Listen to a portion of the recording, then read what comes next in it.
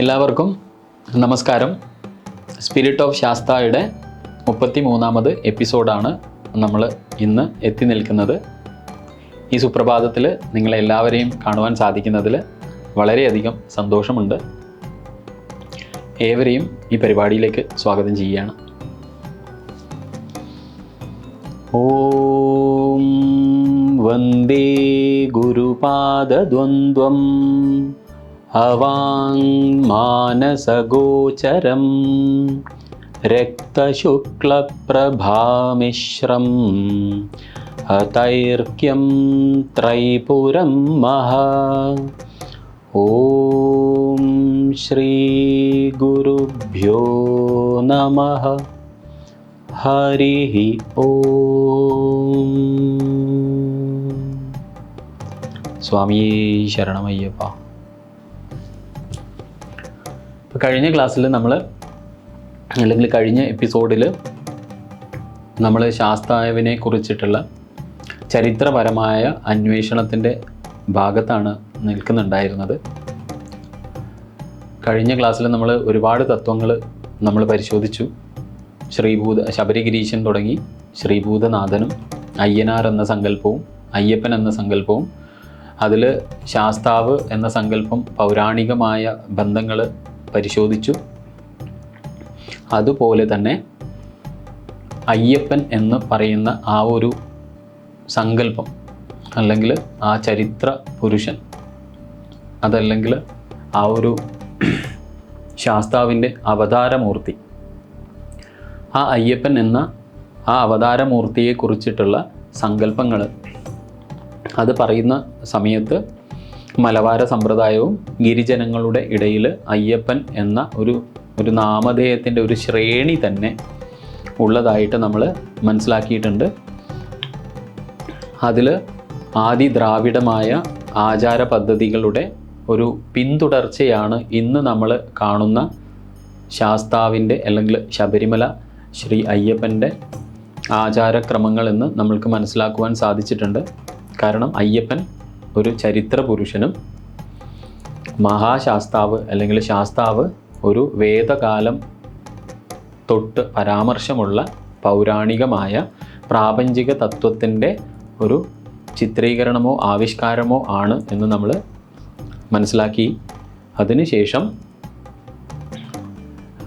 ആദിദ്രാവിഡ സങ്കല്പങ്ങളായ മായോൻ, ചേയോൻ, അതുപോലെ തന്നെ വേന്തൻ, അവരുടെ യുദ്ധദേവതയായ കൊട്രവൈ, ഇവയൊക്കെ എങ്ങനെയാണ് പിന്നീട് നമ്മൾ ഇന്ന് കാണുന്ന ശാസ്ത ആരാധനാ സമ്പ്രദായമായി, അതായത് മായോൻ സുബ്രഹ്മണ്യനായും, അതുപോലെ തന്നെ ചേയോൻ കൃഷ്ണനായും, വേന്തൻ ഇന്ദ്രനായും, പിള്ളയാറ് ഗണപതിയായതും, അതുപോലെ തന്നെ യുദ്ധദേവതയായ കൊട്രവൈ പിന്നീട് ഭദ്രകാളിയായി പരിണമിച്ചതും നമ്മൾ കണ്ടിട്ടുള്ളതാണ്. ഇത് പറയുമ്പോൾ ഒരു കാര്യം കൂടെ ശ്രദ്ധയിൽപ്പെടുത്താനുള്ളത്, നമ്മളിന്ന് ഏറ്റവും അധികം വൈദിക സൂക്തങ്ങളിൽ കൂടുതൽ ആളുകൾ പഠിക്കുന്നതോ ആചരിക്കുന്നതോ ആയ ഒരു സൂക്തമാണ് ശ്രീ സൂക്തം. ഋഗ്വേദത്തിൽ തന്നെ ശരിക്കും അതൊരു എഡൻഡമായിട്ട്, ഒരു ഋഗ്വേദത്തിലെ കില സൂക്തങ്ങൾ എന്ന് പറയുന്ന ഒരു എഡൻഡം എന്ന ഭാഗത്താണ് നമ്മൾ ശരിക്കും ശ്രീ സൂക്തത്തെ കാണുവാൻ സാധിക്കുന്നത്. അതായത് ഈശ്വരീയ സങ്കല്പങ്ങൾ തികച്ചും ഒരു പരിണാമത്തിൻ്റെ ഭാഗമായിട്ടാണ് ശരിക്കും നമ്മുടെ ആചാര പദ്ധതിയിൽ അല്ലെങ്കിൽ നമ്മുടെ സംസ്കാരത്തിൽ, നമ്മുടെ ജീവിത പദ്ധതികളിൽ സ്ഥാനം കണ്ടെത്തിയിട്ടുള്ളത് എന്ന് നമ്മൾ വളരെ സൂക്ഷ്മമായി പരിശോധിച്ച് മനസ്സിലാക്കിയിട്ടുള്ളതാണ്. ഇവിടെ ശാസ്താവിൻ്റെ ആചരണ പദ്ധതികൾ വന്ന് എത്തിയ സമയത്തും നമ്മൾക്ക് ഈ പരിണാമത്തിൻ്റെ ആ ഒരു പ്രക്രിയ, ആ ഒരു ക്രമം, ആ ഒരു ക്രമാനുഗതമായ ആ ഒരു പരിണാമം നമ്മൾക്ക് വളരെ കൃത്യമായി ചരിത്രരേഖകളിലൂടെയും ഈ പറയുന്ന പുരാണ ഗ്രന്ഥങ്ങളിലുള്ള പരാമർശങ്ങളൊക്കെ അടിസ്ഥാനപ്പെടുത്തി ഒരു വിശകലനം നടത്തിയാൽ തന്നെ നമ്മൾക്ക് വളരെ എളുപ്പം മനസ്സിലാക്കാവുന്നതാണ്. ഇപ്പോൾ കഴിഞ്ഞ എപ്പിസോഡിൽ നമ്മൾ ധർമ്മശാസ്താവിൻ്റെ വിവിധ ഭാവങ്ങൾ, അതുപോലെ തന്നെ താന്ത്രികമായ ആഗമ ഗ്രന്ഥങ്ങളിൽ നിന്ന് ഉരുത്തിരിഞ്ഞു വന്ന ശാസ്ത എന്ന സങ്കല്പവും ആചരണ അല്ലെങ്കിൽ ദേവതാ സങ്കല്പവും ആ ശാസ്ത്ര സങ്കല്പത്തിന് 8 മൂർത്തിഭാവങ്ങളും 4 പ്രധാന ഭാവങ്ങളും ഉണ്ട് എന്ന് മനസ്സിലാക്കി. അങ്ങനെ ആകത്തുകയായി ഒരു 12 ഭാവങ്ങൾ നമ്മൾ അല്ലെങ്കിൽ മൂർത്തി സങ്കല്പങ്ങൾ ഉള്ളതായിട്ടും, അത് നമ്മൾ നേരത്തെ ചർച്ച ചെയ്ത എപ്പിസോഡുകളിൽ പരശുരാമൻ കേരളത്തെ വീണ്ടെടുത്ത സമയത്ത് അല്ലെങ്കിൽ കടലെടുത്തു പോയ ആ കേരള ദേശത്തെ പരശുരാമൻ്റെ തപശക്തിയാൽ വീണ്ടെടുത്ത സമയത്ത് കേരള പ്രദേശത്തിന് അല്ലെങ്കിൽ കേരള ദേശത്തിൻ്റെ സംരക്ഷണത്തിന് വേണ്ടിയിട്ട് മലയോര മേഖലകളിൽ 12 ശാസ്താക്ഷേത്രങ്ങൾ നിർമ്മിച്ചതായും, അതുപോലെ തന്നെ അല്ലെങ്കിൽ പ്രതിഷ്ഠ നിർവഹിച്ചതായും, അതുപോലെ കടലോര മേഖലയിൽ 12 ദേവീക്ഷേത്രങ്ങൾ നിർമ്മിച്ചതായും പരാമർശങ്ങൾ നമ്മൾ കഴിഞ്ഞ എപ്പിസോഡുകളിൽ ചർച്ച ചെയ്തിട്ടുണ്ടായിരുന്നു.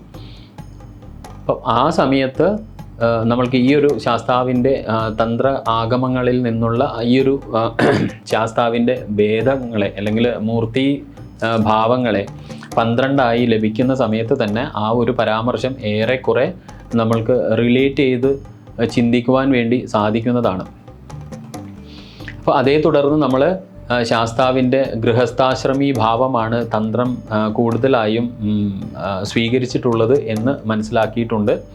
അതിൽ തന്നെ ധർമ്മശാസ്താവ് എന്ന ഭാവമാണ് ശരിക്കും ശബരിമലയിൽ ശാസ്താ സങ്കല്പവും ധർമ്മശാസ്താവിൻ്റേതാണ് ഇത്, അല്ലെങ്കിൽ പ്രാചീന കാലം മുതൽക്ക് തന്നെ ധർമ്മശാസ്താവ് എന്നുള്ള ആ ഒരു മൂർത്തി സങ്കല്പമാണ് ശബരിമലയിൽ ഉണ്ടായിട്ടുള്ളത് എന്ന് നമ്മൾ മനസ്സിലാക്കി കഴിഞ്ഞിട്ടുണ്ട്. അതുപോലെ തന്നെ ഗൃഹസ്ഥാശ്രമിയായ ശാസ്താവിൻ്റെ രൂപം പൂർണ്ണ എന്നും പുഷ്കല എന്നും പേരുള്ള 2 ഭാര്യമാരോടൊപ്പം വസിക്കുന്ന ശാസ്താവിനെയാണ് ശരിക്കും ഗൃഹസ്ഥാശ്രമി ഭാവത്തിൽ കേരളത്തിൽ നമ്മൾക്ക് കാണുവാൻ വേണ്ടിയിട്ട് സാധിക്കുന്നത്. അത് വളരെ സ്പഷ്ടമായി പറഞ്ഞാൽ 19-ാം നൂറ്റാണ്ടിൻ്റെ പകുതിയോടുകൂടി 1941 കൊച്ചി രാജാവ് നിർമ്മിച്ച അല്ലെങ്കിൽ നിർമ്മാണം പൂർത്തിയാക്കിയ പ്രതിഷ്ഠ നിർവഹിച്ച ചോറ്റാനിക്കര ക്ഷേത്രത്തിലും ഈ ഒരു ഭാവത്തിലാണ് ധർമ്മശാസ്താവിൻ്റെ പ്രതിഷ്ഠയുള്ളത് എന്ന് നമ്മൾ പറഞ്ഞു. ഇനി മൂന്നാമത്തെ ഒരു ശാസ്ത്രഭാവം എന്താണ്? വിദ്യാശാസ്താവ് എന്നുള്ളതാണ്.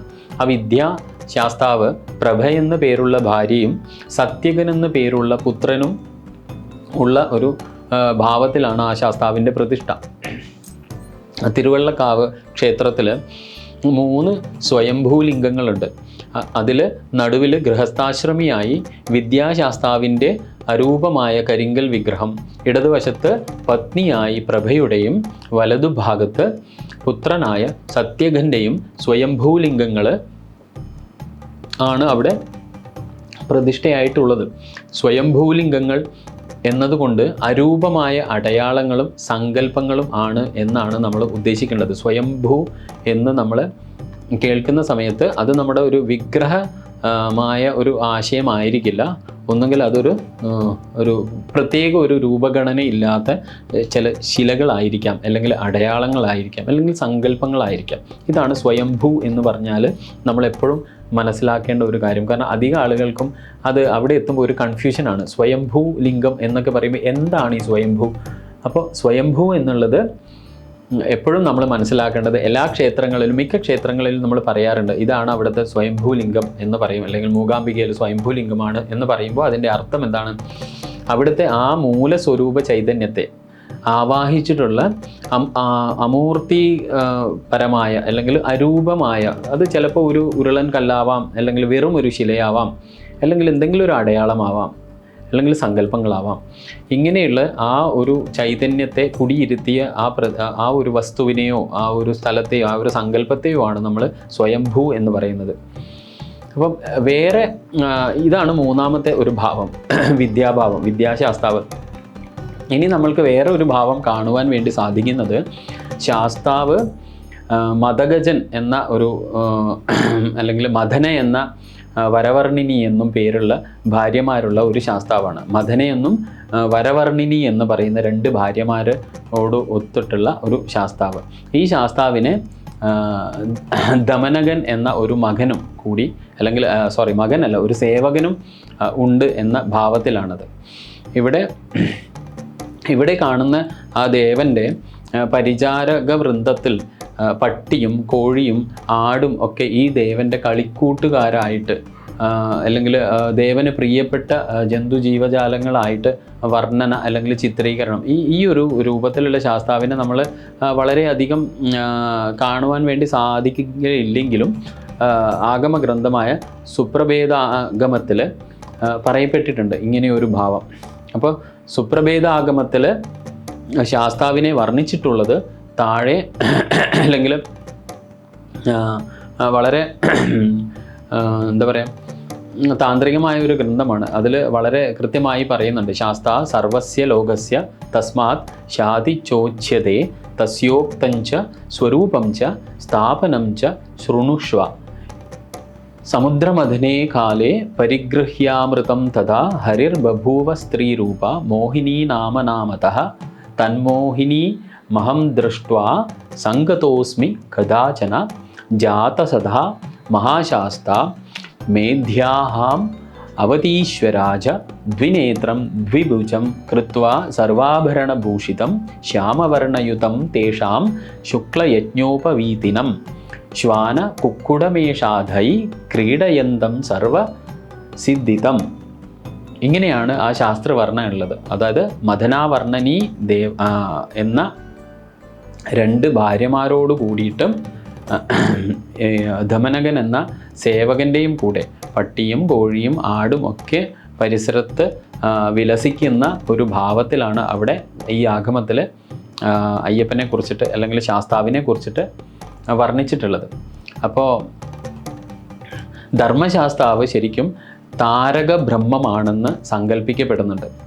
ബ്രഹ്മജ്ഞാനത്തെ ഉപദേശിക്കുന്നവൻ അല്ലെങ്കിൽ ശാസിക്കുന്നവൻ എന്ന അർത്ഥത്തിൽ ആവണം ആ ഒരു പേര്, ധർമ്മശാസ്താവിന് താരക ബ്രഹ്മം എന്ന പേര് ലഭിച്ചത്.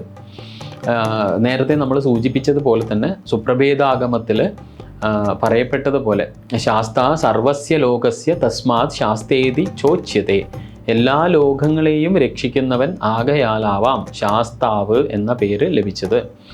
അപ്പോൾ ഇതാണ് ശാസ്താവിൻ്റെ പൊതുവേ നമ്മൾ കേരളത്തിലുടനീളം അല്ലെങ്കിൽ ദക്ഷിണേന്ത്യയിലുടനീളം കണ്ടുവരുന്ന ശാസ്താവിൻ്റെ വിവിധ ഭാവങ്ങൾ. ഇനി ശാസ്താ വിഗ്രഹങ്ങൾ പ്രധാനമായും പല വിധത്തിലുള്ളതായിട്ട് നമ്മൾക്ക് കാണുവാൻ വേണ്ടി സാധിക്കും. അത് എങ്ങനെയൊക്കെയാണ് ശാസ്താവിൻ്റെ വിഗ്രഹം എന്ന് ചോദിച്ചാൽ, 2 കാലും കൂട്ടിവെച്ച് യോഗപട്ടം കൊണ്ട്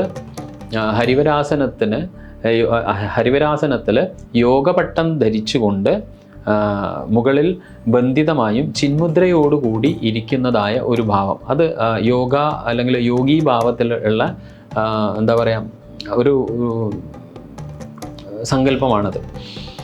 അതേപോലെ തന്നെ വേറെ ഒരു ഭാവം നമ്മൾക്ക് കാണുവാൻ വേണ്ടി സാധിക്കുന്നത്, ഒരു ആസനത്തിലിരുന്ന് തൻ്റെ വലത് കാല് താഴേക്ക് ഇട്ടുകൊണ്ട്, അതായത് ഭൂമിയിലേക്ക് വലത് കാല് ഊന്നിക്കൊണ്ട് ഇടത് കാല് മടക്കി വെച്ച് വലത് കയ്യിൽ വജ്രദണ്ഡോടു കൂടിയുള്ള ഒരു ഇരിപ്പ്. ഇത് കാരണാഗമത്തിലാണ് ഇങ്ങനെയുള്ളൊരു വർണ്ണന നമ്മൾക്ക് കാണുവാൻ വേണ്ടി സാധിക്കുന്നത്.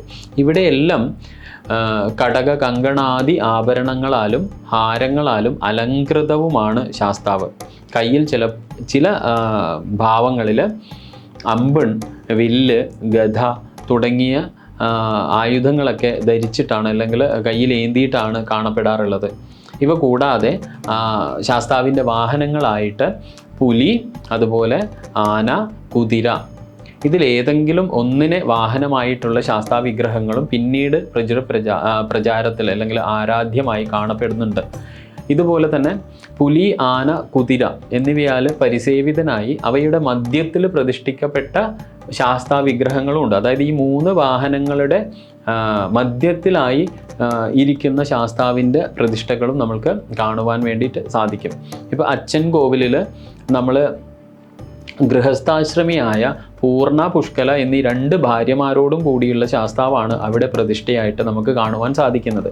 അവിടുത്തെ ഭാവം ഈ ഒരു പത്നി സമേതനായ ശാസ്താവിനെയാണ്.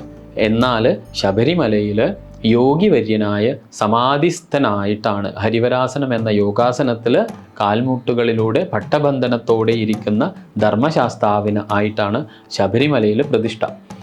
അപ്പോൾ ഇങ്ങനെയുള്ള വിവിധ ഭാവങ്ങളുള്ള പ്രതിഷ്ഠകളെക്കുറിച്ച് ആഗമഗ്രന്ഥങ്ങളിൽ, കാരണം ആഗമഗ്രന്ഥങ്ങളിൽ എന്തുകൊണ്ടാണ് നമ്മൾ ഇത് കാണുവാൻ വേണ്ടി സാധിക്കുന്നത് എന്ന് ചോദിച്ചാൽ, നമ്മൾ നേരത്തെ ചർച്ച ചെയ്തതുപോലെ തന്നെ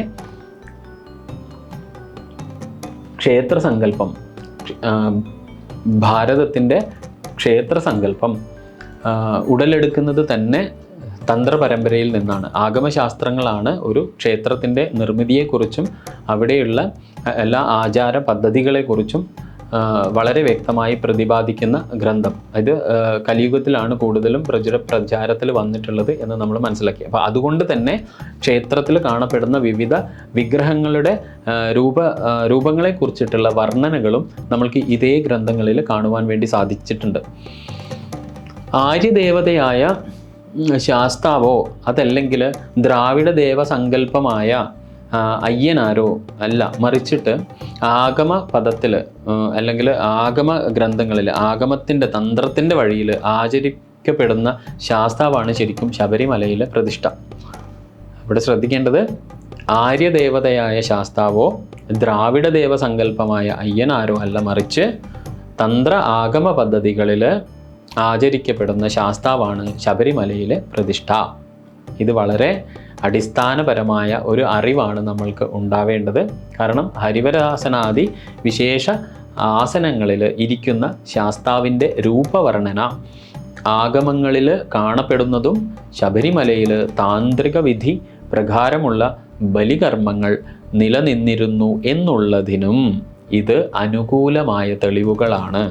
ഒന്നുകൂടെ ഞാൻ പറയാം, ഹരിവരാസനാദി വിശേഷ ആസനങ്ങളിൽ ഇരിക്കുന്ന ശാസ്താവിൻ്റെ രൂപവർണ്ണന ആഗമഗ്രന്ഥങ്ങളിൽ കാണപ്പെടുന്നതും അതുപോലെ തന്നെ ശബരിമലയിൽ താന്ത്രിക വിധി പ്രകാരമുള്ള ബലികർമ്മങ്ങൾ നിലനിന്നിരുന്നു എന്നുള്ളതിനും ഇത് അനുകൂലമായ ഒരു തെളിവാണ്. കാരണം ഇന്ന് കാണുന്ന നമ്മുടെ സാത്വികമായ ആചാരക്രമങ്ങളൊക്കെ 19-ാം നൂറ്റാണ്ടിന് ശേഷം അവിടെ നടന്ന ആ അവസാനത്തെ അഗ്നിബാധയോടുകൂടി ദേവസ്വം ബോർഡും പിൽക്കാലത്ത് അല്ലെങ്കിൽ അതോടുകൂടി ആ കാലഘട്ടത്തിൽ തന്നെ താഴ്മൺ കുടുംബവും ഈ ഒരു ക്ഷേത്രത്തിൻ്റെ താന്ത്രിക കാര്യങ്ങൾ ഏറ്റെടുത്തതോടു കൂടിയിട്ടാണ് ശരിക്കും ഇന്ന് കാണുന്ന ഒരു ആചാരക്രമം നമുക്ക് ശബരിമലയിൽ ദർശിക്കാൻ സാധിക്കുന്നത്. അതിനു മുൻപേ തന്നെ അവിടെ പിന്തുടർന്ന പല ആചാര പദ്ധതികളിൽ താന്ത്രികമായ ആചാര പദ്ധതികളുടെ ഒരു പിന്തുടർച്ച നമ്മൾക്ക് ദർശിക്കാൻ അല്ലെങ്കിൽ കാണുവാൻ വേണ്ടി സാധിക്കും. താന്ത്രിക വിധി പ്രകാരമുള്ള ശാസ്താ പ്രതിഷ്ഠയ്ക്ക് മുമ്പ് തന്നെ ശബരിമല ആര്യൻകാവ് എന്ന പേരിൽ അറിയപ്പെട്ടിരുന്നു എന്ന് നമ്മൾ കുറച്ച് നേരത്തെ ആര്യൻ എന്ന ദേവസങ്കല്പത്തെക്കുറിച്ച് സംസാരിക്കുന്ന സമയത്ത് നമ്മൾ പറഞ്ഞിട്ടുള്ളതാണ് ദ്രാവിഡ പാരമ്പര്യത്തിൽ. അപ്പോൾ ആ ആര്യൻകാവ് എന്ന പേരിൽ അറിയപ്പെട്ടിരുന്നതിനാൽ തന്നെ അവിടെ ഒരു അതിർത്തി ദേവതാ സങ്കല്പം നിലനിന്നിരിക്കാം എന്ന് നമുക്ക് നിഷേധിക്കാൻ പറ്റില്ല. കാരണം ഞാൻ പറഞ്ഞിട്ടുണ്ട്, കേരളത്തിൻ്റെ വീണ്ടെടുക്കലുകളെക്കുറിച്ച് നമ്മൾ ചിന്തിക്കുന്ന സമയത്ത് പരശുരാമൻ മലയോരത്ത് ആ ഒരു സംരക്ഷണത്തിന് വേണ്ടിയിട്ട് അതിർത്തി കാവൽക്കാരായി ശാസ്താക്കളെയാണ് പ്രതിഷ്ഠിച്ചിട്ടുള്ളത്. ഇങ്ങ് പടിഞ്ഞാറ് ഭാഗത്ത് അവിടെ ദേവീക്ഷേത്രങ്ങളും, കടലോര മേഖലയിൽ ദേവീക്ഷേത്രങ്ങളും മലയോരത്ത് ശാസ്താക്ഷേത്രങ്ങളുമാണ് പരശുരാമൻ പ്രതിഷ്ഠിച്ചിട്ടുള്ളത്. അപ്പോൾ അങ്ങനെ നോക്കുമ്പോൾ ഒരു അതിർത്തി ദേവതാ സങ്കല്പം നിലനിന്നിട്ടുണ്ടാവാനുള്ള സാധ്യത വളരെ അധികമാണ്. ചേര ചോള രാജ്യങ്ങളുടെ അതിർത്തി ഇല്ലായിരുന്നുവല്ലോ ശരിക്കും. അതായത് അവരുടെ അതിർത്തിയിലാണ് കിടന്നിട്ടുണ്ടായിരുന്നത് ശരിക്കും ശബരിമല. ഈ അതിർത്തി ദേവതാ സങ്കല്പത്തിന് അയ്യനാരെന്നും പേരുണ്ട്. അതിർത്തി ദേവതാ സങ്കല്പത്തിന് ശരിക്കും പേര് അയ്യനാരെന്നാണ്. ഇത് നമ്മൾക്ക് ദ്രാവിഡമായ അല്ലെങ്കിൽ തമിഴ് നമ്മൾ മുൻപേയുള്ള എപ്പിസോഡുകളിൽ നമ്മൾ അഷ്ടശാസ്ത്ര ക്ഷേത്രങ്ങളെക്കുറിച്ച് ഷടാധാര ചക്രങ്ങളെ ബന്ധപ്പെടുത്തി നമ്മൾ 6 പ്രധാന ശാസ്താക്ഷേത്രങ്ങളെക്കുറിച്ച് സംസാരിച്ച സമയത്ത് നമ്മൾക്ക് മനസ്സിലാക്കുവാൻ സാധിച്ചതാണ് മൂലാധാര ചക്രത്തെ ബന്ധപ്പെടുത്തിയിട്ട് ചോരി മുത്തയ്യൻ കോവിൽ, പൊൻചോരിയും മുത്തയ്യൻ കോവിൽ എന്ന തിരുനെൽവേലിയിലുള്ള ആ ഒരു ക്ഷേത്രമാണ് ആദ്യത്തെ പ്രാധാന്യം അർഹിക്കുന്നത് മൂലാധാര ചക്രവുമായി ബന്ധപ്പെടുത്തിയിട്ട്. അവിടെ ഈ പറയുന്ന ഒരു അതിർത്തി ദേവതാ സങ്കല്പത്തിലാണ് അയ്യനാരെ നമ്മൾക്ക് കാണുവാൻ വേണ്ടി സാധിക്കുന്നത്. അപ്പോൾ ഇനി നമ്മൾക്ക് പറയാനുള്ളത് അയ്യപ്പന്മാരും മണികണ്ഠന്മാരും എന്നാണ്. നമ്മൾ കുറച്ച് കഴിഞ്ഞ എപ്പിസോഡിൽ നമ്മൾ പറഞ്ഞിട്ടുണ്ടായിരുന്നു, ശാസ്താവ് ഒരു ദേവതാ സങ്കല്പമാണെങ്കിൽ അയ്യപ്പൻ ഒരു ചരിത്ര പുരുഷനാണ്. ഈ ചരിത്ര പുരുഷൻ എന്ന് അയ്യപ്പനെ സംബോധന ചെയ്യുന്ന സമയത്ത് നമ്മൾ ഓർക്കേണ്ട മറ്റൊരു പ്രധാനപ്പെട്ട കാര്യം, അയ്യപ്പൻ എന്നുള്ളത് ഒരു ശ്രേണിയുടെ നാമധേയമാണ്.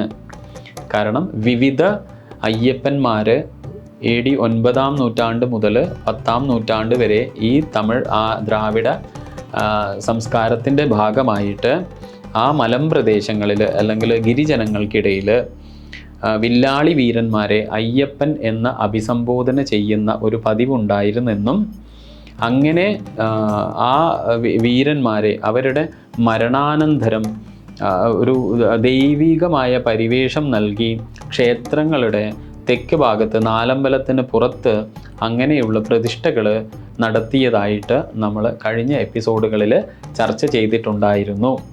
കാരണം എന്താണ്?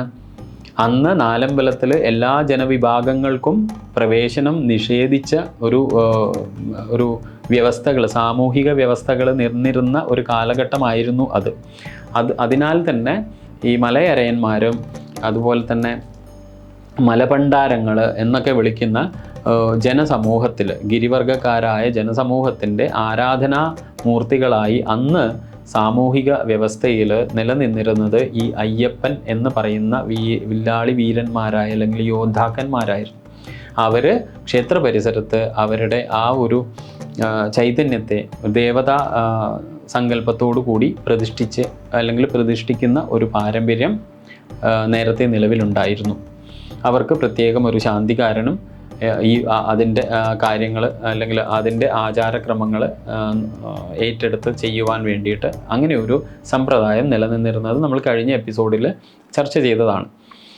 അപ്പോൾ അയ്യപ്പന്മാരെന്നുള്ളത് ശരിക്കും ഈ പറയുന്ന പൊതുവെയുള്ള അല്ലെങ്കിൽ മുഖ്യധാരാ ജനവിഭാഗത്തിൽ നിന്ന് മാറി ജീവിക്കുന്ന ഈ ഗിരിവർഗക്കാർ, മലയരയന്മാർ എന്നൊക്കെ പറയുന്ന ആ ഒരു ജനവിഭാഗത്തിൽ അല്ലെങ്കിൽ ആ ഒരു സമൂഹത്തിൽ ജനിച്ചവരാണ്. ശരിക്കും രാജകുലത്തിൽ ജനിക്കുന്നവർക്ക് ശരിക്കും അയ്യപ്പൻ എന്ന പേരിടുന്ന രീതി ഒരു കാലത്തും നിലനിന്നിട്ടുണ്ടായിരുന്നില്ല. അതുകൊണ്ട് തന്നെ നമ്മൾക്ക് തിരുവിതാംകൂർ രാജവംശത്തിലായാലും പന്തളം രാജവംശത്തിലായാലും ഒക്കെ അയ്യപ്പൻ എന്ന പേരുള്ള ആളുകളെ കണ്ടെത്താൻ വേണ്ടി സാധിക്കില്ല.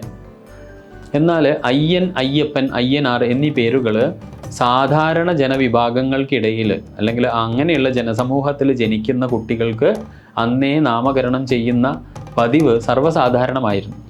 അതിനാൽ തന്നെ അയ്യപ്പൻ എന്ന പേര് പോലും രാജകുടുംബത്തിൽ ജനിച്ചയാളുടേതല്ല എന്നതിന് അതൊരു തെളിവാണ്. കാരണം എന്താണെന്ന് പറഞ്ഞാൽ രാജപാരമ്പര്യം എടുത്തു നോക്കുന്ന സമയത്ത് ഒരു രാജാക്കന്മാർക്കും അയ്യപ്പൻ എന്നുള്ള ആ ഒരു നാമകരണം ലഭിച്ചതായിട്ട് നമ്മൾക്ക് അറിവില്ല. 9-ാം നൂറ്റാണ്ട് മുതൽ ഈ 18-ാം നൂറ്റാണ്ട് വരെ നീണ്ട ആ ഒരു 9-10 വർഷക്കാലം, 10 നൂറ്റാണ്ട് കാലം പന്തള രാജാവിൻ്റെ അതിർത്തി കാവൽ സേനയുടെ തലവന്മാരായിരുന്ന വീരയോദ്ധാക്കളാണ് ശരിക്കും അയ്യപ്പന്മാരെന്ന പേരിൽ അറിയപ്പെട്ടിട്ടുള്ളത്. ഇതൊരു പ്രധാനപ്പെട്ട ഒരു പോയിൻ്റാണ് ശരിക്കും. അതായത് അന്നത്തെ ദ്രാവിഡ സങ്കല്പങ്ങളിൽ വെച്ചിട്ട് അന്നത്തെ ദ്രാവിഡ സമൂഹമാണ് ഈ ഒരു കര തേച്ചും നിയന്ത്രിച്ചിട്ടുണ്ടായിരുന്നിട്ടുള്ളത്, നമ്മൾക്കൊക്കെ അറിയാവുന്നതാണ്. അപ്പോൾ അങ്ങനെയുള്ള ചോള, ചേര, പാണ്ഡ്യ രാജാക്കന്മാരുടെ ആ കാലഘട്ടത്തിൽ, ഭരണകാലഘട്ടത്തിൽ അവരുടെ അതിർത്തി കാവൽ സേനയുടെ തലവന്മാരായിരുന്ന വീരരായ യോദ്ധാക്കളാണ് ശരിക്കും അയ്യപ്പൻ എന്ന പേരിൽ അറിയപ്പെട്ടിട്ടുള്ളത്. അപ്പോൾ ശബരിമല ശാസ്താവിനെ കുലദൈവമായി കരുതിയവരായിരുന്നു അവർ. അതായത് ഈ ജനവിഭാഗം അയ്യപ്പന്മാരെന്ന പേരിൽ അറിയപ്പെടുന്ന ഈ ഒരു അല്ലെങ്കിൽ സാധാരണ ജനങ്ങൾക്കിടയിൽ ഈ അയ്യപ്പൻ എന്തുകൊണ്ട് ഈ അയ്യപ്പൻ എന്നുള്ള നാമം വരുന്നത് എന്നൊക്കെ ചോദിക്കുമ്പോൾ ശബരിമല ധർമ്മശാസ്താവിനെ കുലദൈവമായി കരുതി ആരാധിച്ചിരുന്നവരാണ് അവർ. അപ്പോൾ അയ്യപ്പൻ എന്ന് പറയുന്ന ഈ സേനാനായകന്മാർ മരണപ്പെട്ടാൽ ശബരിമലയിൽ ലയിച്ചു ചേരും എന്നതായിരുന്നു ശരിക്കും സങ്കല്പം.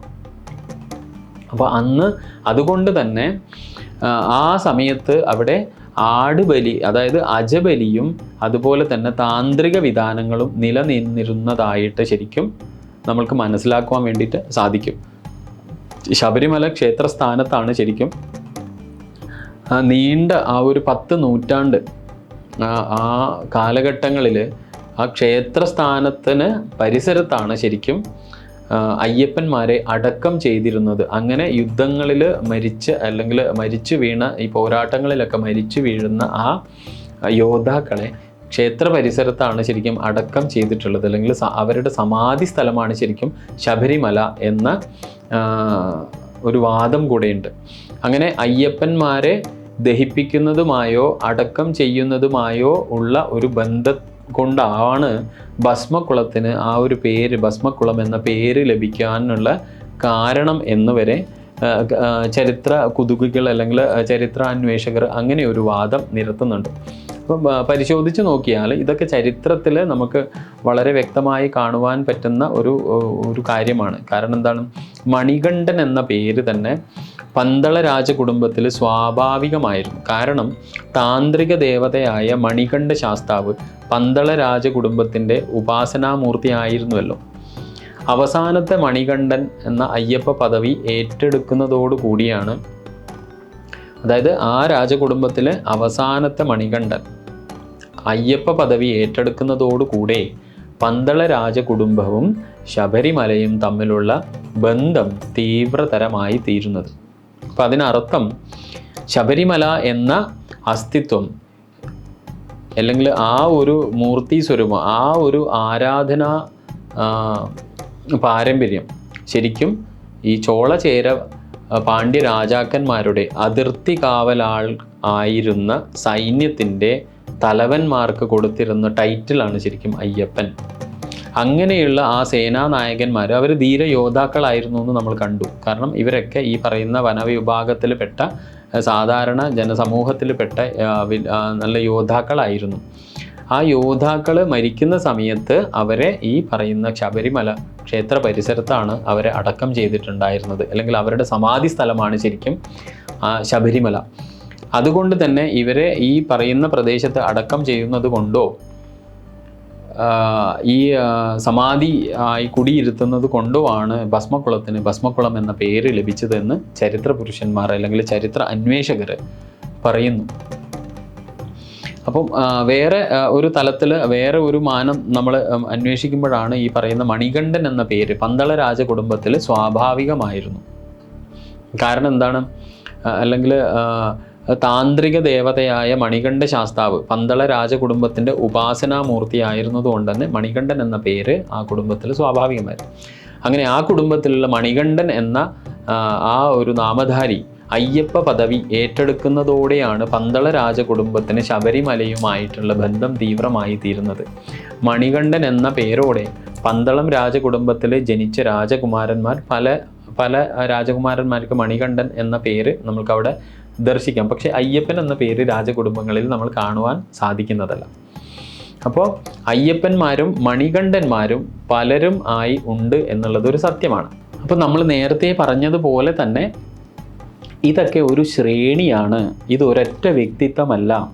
മണികണ്ഠന്മാർ എന്ന് പറഞ്ഞാൽ ഒന്നിലധികം വ്യക്തിത്വങ്ങളാണ്. ആ കാലഘട്ടത്തിൽ രാജകുടുംബത്തിൽ ജനിക്കുന്ന രാജകുമാരന്മാർക്ക് മണികണ്ഠൻ എന്ന് പേരിടുക എന്നൊരു പതിവ് അന്നത്തെ കാലത്ത്, കാരണം നമ്മൾക്കറിയാം ഇപ്പം തിരുവിതാംകൂർ രാജവംശമൊക്കെ എടുത്താൽ അങ്ങനെ നമുക്ക് ഒരു ശ്രേണിയുണ്ട്, ഒരു പേരിടലിന് ഒരു ക്രമത്തിലാണ് ആ പേരുകൾ വന്നുകൊണ്ടിരിക്കുന്നത്. അത് രാജകുടുംബത്തിൻ്റെ ഒരു പരമ്പരാഗത രീതിയാണ്, അല്ലെങ്കിൽ ഒരു പാരമ്പര്യമാണ്.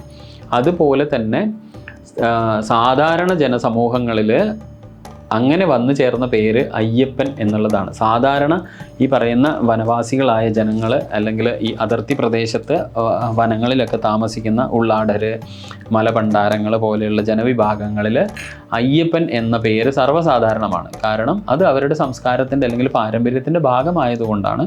പക്ഷെ രാജകുടുംബങ്ങളിൽ മണികണ്ഠൻ എന്ന പേരാണ് ആ പാരമ്പര്യമായി ഉണ്ടായിക്കൊണ്ടിരിക്കുന്നുണ്ടായത്. അപ്പം ഈ മണികണ്ഠന്മാർ പലരുണ്ട് എന്നുള്ളതിന് ഇതൊരു തെളിവാണ്. അപ്പം നീണ്ട 10 നൂറ്റാണ്ട് കാലം ശബരിമലയിൽ പന്തള രാജകുടുംബത്തിലും വിവിധ കാലഘട്ടങ്ങളിലായി ജീവിച്ചിരുന്ന വ്യക്തികളാണ് ഇവർ എന്നുമുള്ള ധാരണ ചരിത്ര പരിശോധനയിൽ വളരെ സഹായകമാണ്. അതായത് ഇങ്ങനെ ഒരു ധാരണ ഉള്ളത് കൊണ്ട് തന്നെ അയ്യപ്പൻ്റെ ചരിത്രം ശരിക്കും നമ്മൾക്ക് ബന്ധപ്പെടുത്തി പഠിക്കുവാൻ വളരെ സഹായകമാണ്.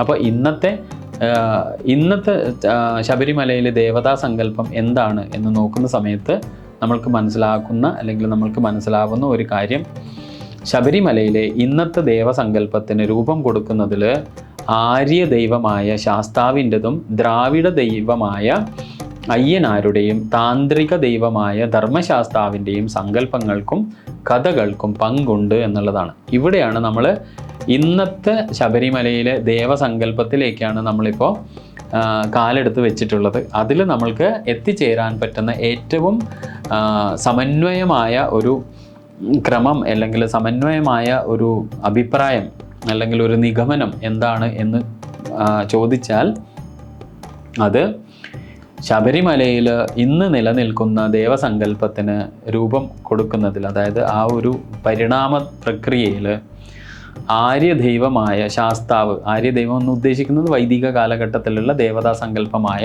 ശാസ്താവിൻ്റെയും അതുപോലെ ദ്രാവിഡ ദൈവിക സങ്കല്പമായ അയ്യനാരുടെയും അതേസമയം കലിയുഗ ആരംഭത്തിൽ താന്ത്രിക ദൈവമായ ധർമ്മശാസ്താവിൻ്റെയും സങ്കല്പങ്ങൾക്കൊക്കെ അല്ലെങ്കിൽ ആ കഥകൾക്കൊക്കെ വലിയ പങ്കുണ്ട് എന്നുള്ളതാണ്.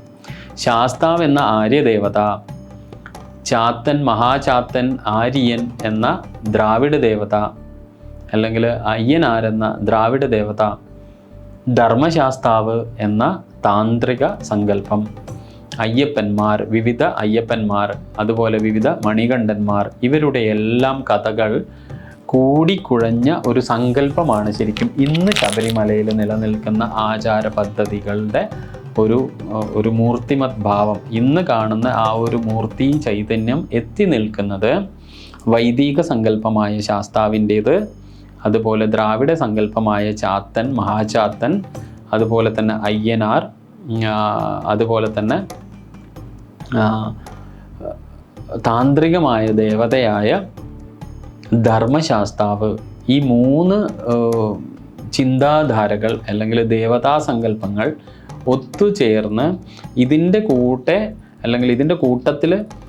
കൂട്ടത്തിൽ എന്തും കൂടെ ചേരുന്നുണ്ട്. ആ ചരിത്ര കാലഘട്ടത്തിൽ അല്ലെങ്കിൽ ഒരു 9-ാം നൂറ്റാണ്ട് മുതൽ 10-ാം നൂറ്റാണ്ട് വരെയുള്ള കാലഘട്ടത്തിൽ ചേര പാണ്ഡ്യ രാജവംശങ്ങളുടെ അല്ലെങ്കിൽ ചോള ചേര പാണ്ഡ്യ രാജവംശങ്ങളുടെ അതിർത്തി കാവലാൾ ആയ ആ അതിർത്തി സൈന്യത്തിൻ്റെ നായകന്മാരായ വീരയോദ്ധാക്കളായ വ്യക്തിത്വങ്ങളെ അയ്യപ്പന്മാർ എന്നാണ് വിളിച്ചിട്ടുണ്ടായിരുന്നത്. അങ്ങനെയുള്ള വിവിധ തരം അയ്യപ്പന്മാർ, വിവിധ വ്യക്തിത്വങ്ങൾ, അതുപോലെ തന്നെ രാജകുടുംബത്തിൽ ജനിക്കുന്ന മണികണ്ഠന്മാരെന്ന് പറയുന്ന വിവിധ വ്യക്തിത്വങ്ങൾ, ഇവരുടെയൊക്കെ അസ്തിത്വങ്ങളൊക്കെ കൂടിച്ചേർന്ന് ഇവരുടെയൊക്കെ കഥകളുമൊക്കെ കൂടിച്ചേർന്നിട്ടാണ് ഇന്ന് നമ്മൾ കാണുന്ന ശബരിമലയിൽ കാണുന്ന ആ ഒരു മൂർത്തി സ്വരൂപത്തിലേക്ക് പരിണമിച്ച് എത്തിയിട്ടുള്ളത്. ഇതാണ് ശരിക്കും നമ്മൾ പുരാണം മുതൽ, നമ്മൾ തുടങ്ങിയ ബ്രഹ്മാണ്ഡ പുരാണം മുതൽ അല്ലെങ്കിൽ വേദകാലഘട്ടത്തിൽ പോയി കഴിഞ്ഞാൽ അവിടെ മഹാശാസ്താവ് എന്ന സങ്കല്പം മുതൽ ഇങ്ങ് 21-ാം നൂറ്റാണ്ടിൽ എത്തി നിൽക്കുന്ന ശബരിമലയിലെ അയ്യപ്പൻ എന്ന് പറയുന്ന അസ്തിത്വത്തിൻ്റെ പരിണാമത്തിൻ്റെ ഒരു ശൃംഖലയാണ് നമ്മളിപ്പോൾ ചർച്ച ചെയ്തുകൊണ്ട് ഇരിക്കുന്നത്. ഇതോടൊപ്പം തന്നെ മാറച്ചൻ, കണ്ടനമ്മച്ചൻ, കരൂരമ്മച്ചൻ, വാവറ്, കടുത്ത എന്നിത്യാദി സഹചാരികളുടെ കഥകളും ഇതിൻ്റെ കൂടെ ചേർക്കുവാനുണ്ട്.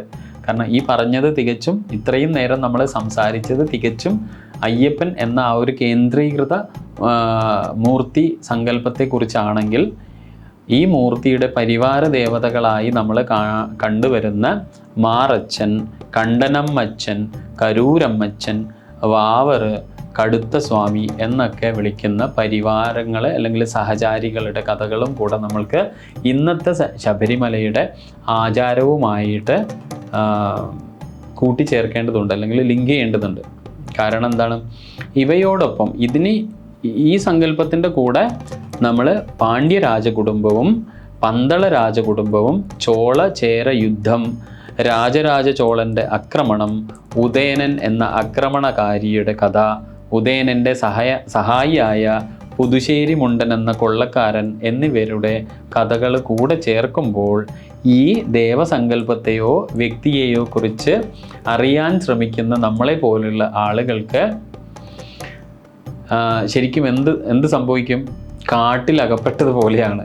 കാരണം ഇപ്പോഴെ തന്നെ നമ്മൾ അയ്യപ്പൻ എന്ന മൂർത്തി രൂപത്തിലേക്ക് എത്തുവാൻ വേണ്ടിയിട്ട് നമ്മൾ പല ദിക്കിൽ സഞ്ചരിച്ചിട്ടാണ് നമ്മൾക്ക് അയ്യപ്പൻ എന്ന മൂർത്തി സങ്കല്പം ഈ 21-ാം നൂറ്റാണ്ടിൽ എത്തിയതിൻ്റെ ആ ഒരു പരിണാമ ശൃംഖല ഏറെക്കുറെയൊക്കെ നമ്മൾക്ക് ബന്ധിപ്പിച്ചെടുക്കാൻ വേണ്ടിയിട്ട് സാധിച്ചതെങ്കിൽ, ഇനി ആ സങ്കല്പത്തിൻ്റെ കൂടെ സഹചാരിയായ ഞാൻ നേരത്തെ പറഞ്ഞതുപോലെ മാറച്ചൻ്റെ അസ്തിത്വങ്ങൾ നമ്മൾ പരിശോധിക്കണം, കണ്ടനമ്മച്ചൻ്റെത് പരിശോധിക്കണം, കരൂരമ്മച്ചൻ്റെ കുറിച്ച് അറിയണം, വാവരെ കുറിച്ച് അറിയണം, കടുത്ത സ്വാമിയെക്കുറിച്ച് അറിയണം.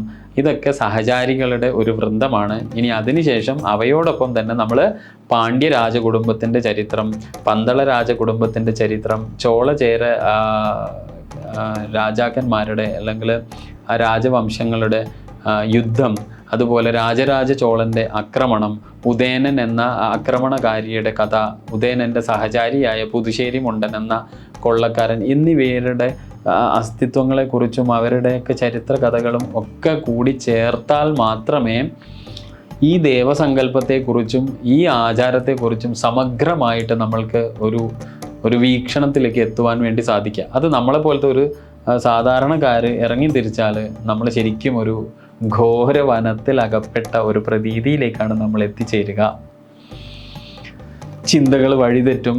ഈ സമ്മിശ്ര ദൈവസങ്കല്പത്തിൽ നിന്നും ഒരു പുരാണ കഥയെയും ചരിത്രത്തെയും വേർതിരിച്ചെടുക്കുക എന്നുള്ളത് വളരെ ദുഷ്കരമായ ഒരു കാര്യമാണ്. അതുകൊണ്ട് തന്നെയാണ് ചരിത്രകാരന്മാർക്ക് ഇതൊക്കെ ക്രോഡീകരിച്ച് ഒരു സിദ്ധാന്തമായി ഇതിനെ അവതരിപ്പിക്കാൻ സാധിക്കാത്തത്. അതുകൊണ്ട് തന്നെ ഇതൊക്കെ വേറിട്ട് തന്നെ നമ്മൾ വിശ്ലേഷണം ചെയ്ത് അതിൻ്റെ അടിസ്ഥാന ധാരണയിൽ അല്ലെങ്കിൽ ആ അടിസ്ഥാന കാഴ്ചപ്പാടിൽ നിന്ന് വേണം ഈ പഠനം നമ്മൾ ആരംഭിക്കാൻ. അതിനായിട്ടാണ് ശരിക്കും നമ്മൾ ഈ ഒരു വിജ്ഞാന പരമ്പരയുടെ പ്രാധാന്യം നമ്മൾ തിരിച്ചറിയുന്നതും ഈ വിജ്ഞാന പരമ്പരയിലേക്ക് നമ്മൾ കാലെടുത്ത് വെച്ചതും. അതിൻ്റെ കൂടെ ചരിത്രപരമായി അയ്യനെ അറിയുന്നതിൻ്റെ കൂടെ അയ്യൻ്റെ ആചാര പദ്ധതികളെക്കുറിച്ചും അതുപോലെ തന്നെ വേദങ്ങളിലും പുരാണങ്ങളിലും പരാമർശിക്കുന്ന അയ്യൻ്റെ തത്വങ്ങളെക്കുറിച്ചും പറഞ്ഞുകൊണ്ടാണ് ശരിക്കും നമ്മൾ ഈ വിജ്ഞാന പരമ്പര മുൻപോട്ട് കൊണ്ടുപോയിട്ടുണ്ടായിട്ടുള്ളത്. അത് വളരെയധികം ജനങ്ങൾക്ക് ഇഷ്ടപ്പെട്ടു എന്നുള്ളത് നിങ്ങളുടെയൊക്കെ അഭിപ്രായങ്ങളിൽ നിന്ന് ഞങ്ങൾക്ക് അറിയുവാൻ വേണ്ടി സാധിച്ചിട്ടുണ്ട്. പിന്നെ ഞാൻ നിങ്ങളൊക്കെ കൊണ്ട് പറയുന്ന പോലെ ഒരു സാധാരണ ഒരു കൗതുകം, ആധ്യാത്മിക കുതുകിയാണ് എന്ന് പറയാനാണ് എനിക്കിഷ്ടം. അല്ലാതെ ആളുകൾ പറയുന്ന പോലെ വലിയ പാണ്ഡിത്യം ഉണ്ടെന്ന് അവകാശപ്പെടാനോ. അതുപോലെ തന്നെ ഞാൻ പറഞ്ഞിട്ടുണ്ട്, കാരണം ഞാൻ എൻ്റെ ജീവിതയാത്രയിൽ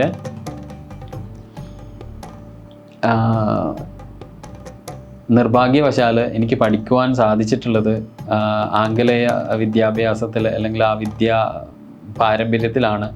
അതുകൊണ്ട് തന്നെ എനിക്ക് മലയാളത്തിലും സംസ്കൃതത്തിലും ആദ്യത്തെ എൻ്റെ ജീവിതത്തിലെ ഒരു 10-16 വർഷം വരെ അതിന് എക്സ്പോഷർ ഉണ്ടായിട്ടില്ല. അതുമായിട്ട് ഇടപഴകാനുള്ള ഒരു ഭാഗ്യം എനിക്ക് കിട്ടിയിട്ടില്ല. പ്രീ ഡിഗ്രി പഠനകാലത്താണ് ശരിക്കും ഞാൻ ഭാരതീയത അല്ലെങ്കിൽ നമ്മൾ ഈ പറയുന്ന സനാതന ധർമ്മത്തിൻ്റെ ആഴങ്ങളിലേക്ക് എനിക്ക് ഒന്ന് എത്തി നോക്കാൻ വേണ്ടിയിട്ടുള്ള ഒരു സാഹചര്യം ഈശ്വരന്മാരെ ഉണ്ടാക്കി തന്നിട്ടുള്ളത്. അന്ന് മുതൽ ഇന്ന് വരെ ഞാൻ ചെയ്യുന്നത് അതേക്കുറിച്ച് ഇനിയും അറിഞ്ഞുകൊണ്ടിരിക്കുക എന്നുള്ളതാണ്. ഒരു പുരുഷായുസ് കൊണ്ട് എന്ത് തന്നെ ആയാലും ഇതിലൊന്നും വലിയ പ്രാവീണ്യമോ പാണ്ഡിത്യമോ നേടാൻ കഴിയില്ല എന്ന തിരിച്ചറിവ് അതിൻ്റെ കൂടെ തന്നെയാണ് ഞാൻ സഞ്ചരിക്കുന്നതെങ്കിലും എൻ്റെ ഈ അവതരണത്തിൽ ചില സ്ഥലങ്ങളിൽ ഞാൻ ഈ പറയുന്നത് ഒരു എൻ്റെ അസ്തിത്വം എന്താണ് എന്ന് പറയാൻ വേണ്ടിയിട്ടാണ്. കാരണം ചില സ്ഥലങ്ങളിൽ എൻ്റെ ഭാഷ നിങ്ങൾക്ക് വ്യത്യാസമായി തോന്നാം, എൻ്റെ ഉച്ചാരണ ശകലങ്ങൾ നിങ്ങൾക്ക് അരോചകമായി തോന്നാം. കാരണം ഞാനീ പറഞ്ഞതുപോലെ സാമാന്യന ഭൂരിഭാഗം ജനങ്ങളും പഠിച്ച ഒരു സാഹചര്യത്തിൽ നിന്ന് പഠിക്കാനുള്ള ഒരു ഭാഗ്യം എനിക്ക് ഉണ്ടായിട്ടില്ല. അതുകൊണ്ട് തന്നെ ചില കാര്യങ്ങളിൽ എനിക്ക് ചില ബുദ്ധിമുട്ടുകളുണ്ട്, അത് ഞാൻ തുറന്ന് സമ്മതിക്കുന്നു. പക്ഷേ എൻ്റെ ലക്ഷ്യം അത് പ്രാമാണികമായി ഇതിനെ അവതരിപ്പിക്കണം എന്നൊക്കെ എനിക്ക് ആഗ്രഹമുണ്ടെങ്കിലും ഞാൻ എൻ്റെ മനസ്സിനോട് തന്നെ ചോദിച്ച ഒരേ ഒരു ചോദ്യം, ഭാരതത്തിൽ ഇത്രയും പാണ്ഡിത്യമുള്ള ഗ്രന്ഥങ്ങൾ അല്ലെങ്കിൽ ഇത്രയും ദർശനങ്ങൾ, ഇത്രയും അല്ലെങ്കിൽ പ്രാമാണികത പാരമ്പര്യമായി കൊണ്ട് നടക്കുന്ന കുലമഹിമയും അതുപോലെ തന്നെ വേദപാരമ്പര്യവും ഉച്ചാരണ ശുദ്ധിയും ഉള്ള ആളുകൾ ഒരു കുറവും ഉണ്ടായിട്ടില്ല ഈ സമുദായത്തിൽ അല്ലെങ്കിൽ സമൂഹത്തിൽ. പക്ഷെങ്കിൽ അവർ ആർക്കും തോന്നാത്ത ഒരു കാര്യം, ഇതൊക്കെ ഒരു പൗരോഹിത്യത്തിൻ്റെ കീഴിൽ എന്നും കൊട്ടിയടച്ച് വയ്ക്കുവാൻ വേണ്ടിയിട്ടാണ് ഈ പറയുന്ന ജനസമൂഹം തികച്ചും പരിശ്രമിച്ചിട്ടുണ്ടായിട്ടുള്ളത്. ഇപ്പം ഞാൻ അടങ്ങുന്ന സാധാരണക്കാർക്ക് ഈ തത്വങ്ങളൊക്കെ എവിടെ നിന്ന് ലഭ്യമാവും? കാരണം ഭാരതം സ്വാതന്ത്ര്യാനന്തരം ഇതൊരു ജനാധിപത്യ സംവിധാനമാണ്. ഈ സംസ്കാരം എന്നുള്ളത് ഏതൊരു പൗരനും അവകാശപ്പെട്ടതാണ്. പക്ഷേ നിർഭാഗ്യവശാൽ ഇതൊക്കെ സ്വാതന്ത്ര്യാനന്തര ഭാരതത്തിൽ ഇതൊക്കെ ഒരു വിഭാഗം കൈയടക്കി തങ്ങളുടെ സ്വത്താക്കി മാറ്റിയിരിക്കുകയാണ്. അവിടെയാണ് നമ്മളെ പോലെയുള്ള സാധാരണക്കാർ ഈ ഒരു 21-ാം നൂറ്റാണ്ടിൽ ഇറങ്ങിത്തിരിക്കേണ്ടി വരുന്നത്. എന്തിനാണ്?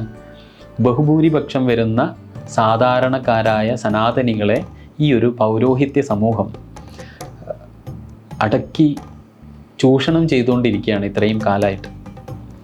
ഇനി ഒരു സാധാരണക്കാരൻ്റെ ഭാഗത്ത് നിന്ന് ഇവയ്ക്കൊക്കെ ഒരു അറുതി ഉണ്ടാവണം എന്ന് കരുതി ആര് മുൻപോട്ട് വന്നാലും അയാളുടെ ഒറ്റയടിക്ക് അയാളുടെ പാരമ്പര്യത്തെ ചോദ്യം ചെയ്യും, ഗുരു പരമ്പരയെ ചോദ്യം ചെയ്യും, അയാളുടെ ഉച്ചാരണ ശുദ്ധിയെ ചോദ്യം ചെയ്യും, മൂന്നാമത് ഇതിൻ്റെ പ്രാമാണികത്വത്തെ ചോദ്യം ചെയ്യും. ഈ ചോദ്യം ചെയ്യലുകൾ എത്രയോ കാലഘട്ടമായി തുടരുന്നത് കൊണ്ട് തന്നെയാണ് സ്വാമി വിവേകാനന്ദൻ കേരളം സന്ദർശിച്ച സമയത്ത് ഇതൊരു ഭ്രാന്താലയമാണ് എന്ന് പറയേണ്ടി വന്നത്. കാരണം ഇതൊക്കെ പറയുമ്പോഴും ഈ ഒരു ഇത്രയും പവിത്രമായ ലോകത്തിന് ഹിതകരമായ ചിന്താധാര, ഇത്രയും വലിയ മനഃശാസ്ത്രം നമ്മുടെ കയ്യിൽ ഋഷീശ്വരന്മാർ ഏൽപ്പിച്ച് പോയിട്ടുണ്ടെങ്കിൽ അത് സാധാരണ ജനങ്ങളിലേക്ക് വാരി വിതറാൻ വേണ്ടിയിട്ട് തന്നെയാണ് നമ്മളെ ഏൽപ്പിച്ചത്. പക്ഷേ അത് സ്വാർത്ഥപരമായി ഒരു വിഭാഗം കൈയടക്കി വെച്ചതിൻ്റെ ഫലമായിട്ടാണ് ഇന്ന് സാധാരണക്കാരായ ഹൈന്ദവൻ, ഒരു തപസ്വിയായ ഹൈന്ദവൻ്റെ അവസ്ഥയിൽ നിന്ന് വെറും ഒരു യാചക വൃന്ദമായ ഭക്തരുടെ സമൂഹം മാത്രമായിട്ട് നമ്മൾ അധപ്പതിച്ചിരിക്കുന്നു.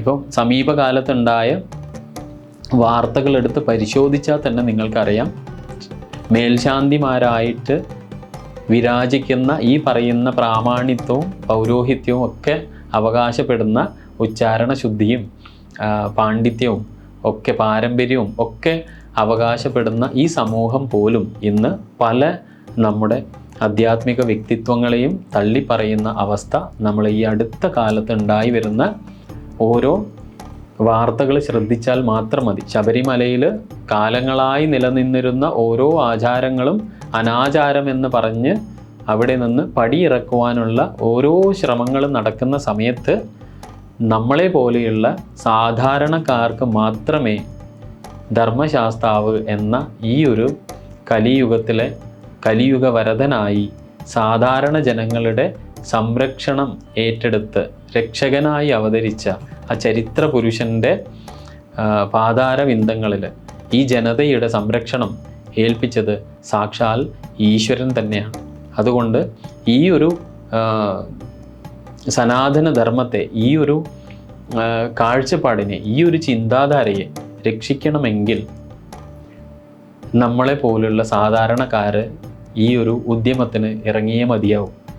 കാരണം പൗരോഹിത്യ സമൂഹം ഒരിക്കലും ഇത് സാധാരണ ജനങ്ങളിലേക്ക് എത്തിക്കുവാനുള്ള ശ്രമം നടത്തുന്നത് വളരെ വിരളമായിട്ടാണ് കണ്ടിട്ടുള്ളത്. പൗരോഹിത്യ സമൂഹത്തെ അടച്ചാക്ഷേപിക്കുന്നതല്ല, പക്ഷേ അതിൽ എത്രയോ ഈശ്വരീയമായി കാര്യങ്ങൾ ചെയ്യുന്ന ആളുകളുണ്ട്.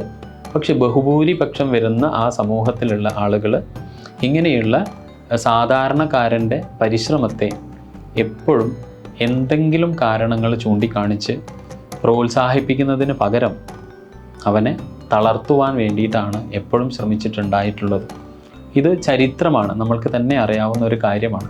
കാരണം നമ്മൾ പുലയരുടെയൊക്കെ ചരിത്രം എടുത്തു നോക്കിയാൽ അങ്ങനെയുള്ള ഇന്ന് ബഹുഭൂരിപക്ഷം വരുന്ന ഭൂരിപക്ഷ സമൂഹങ്ങൾ അവരുടെ കാൽക്കീഴിൽ ആക്കി വെച്ചിട്ടുള്ള പല സമുദായങ്ങളെയും അല്ലെങ്കിൽ പല ജനവിഭാഗങ്ങളെയും എടുത്തു നോക്കിയാൽ നമുക്ക് മനസ്സിലാവും അവരൊക്കെ ചരിത്രത്തിൻ്റെ പൗരാണികതയിൽ ശരിക്കും സമൃദ്ധിയിൽ വിരാജിച്ചിരുന്ന ആളുകളായിരുന്നു.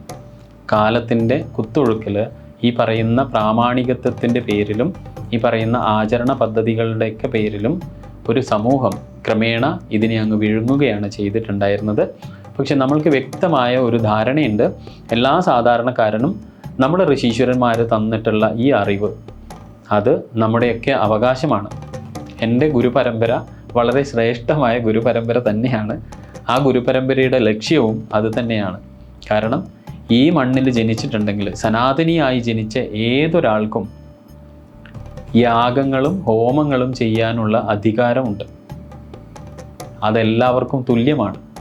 എല്ലാ വിദ്യയും എല്ലാ ജനങ്ങളിലേക്കും എത്തിക്കുവാനുള്ള ഒരു ശ്രമത്തിൻ്റെ, എൻ്റെ ഗുരുപരമ്പരയുടെ ശ്രമത്തിൻ്റെ ഒരു ഭാഗം തന്നെയാണ് ഞാനും. എന്നാൽ കഴിയുന്നത് അണ്ണാൻ കുഞ്ഞും തന്നാലായത് എന്ന് പറയുന്ന പോലെ എന്നെ കൊണ്ട് കഴിയുന്നത് ഞാൻ ചെയ്യുന്നു എന്ന് മാത്രം.